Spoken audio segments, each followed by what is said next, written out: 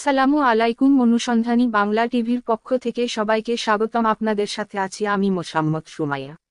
আত্মমানবতার সেবায় এগিয়ে আসুন, নিষ্পাপ শিশু দুটিকে বাঁচাতে দয়া করে আর্থিক সহযোগিতা করুন। দিনাজপুরের সেতাবগঞ্জ পৌরসভার ৮ নং ওয়ার্ড মিশ্রিগোলা গ্রামের বসবাসকারী মোহাম্মদ সোহেলের দুই নিষ্পাপ শিশুকন্যা সিমি আক্তার বয়স ১.৫ বছর ও সুমাইয়া আক্তার বয়স ৬ বছর।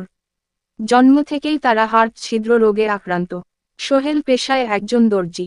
সেতাবগঞ্জ রেলগেট সংলগ্ন স্থানে তার দোকান। চিকিৎসক বলেছে অপারেশন করতে হবে। সেই অপারেশনে প্রায় ৫ লাখ টাকা খরচ হবে। অপারেশন করতে হবে ইন্ডিয়ায়।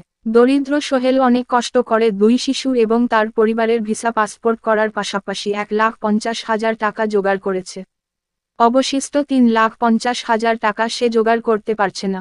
তিনি সমাজের বিত্তবান সহৃদয় মানুষসহ সকল শ্রেণীর মানুষের কাছে তার এই অবুঝ শিশুকন্যাদের বাঁচানোর জন্য আর্থিক সাহায্যের আবেদন জানিয়েছেন। অবশিষ্ট টাকা জোগাড় হলে তিনি আগামী ১০ই অক্টোবর ভারতের উদ্দেশ্যে রওনা হবেন।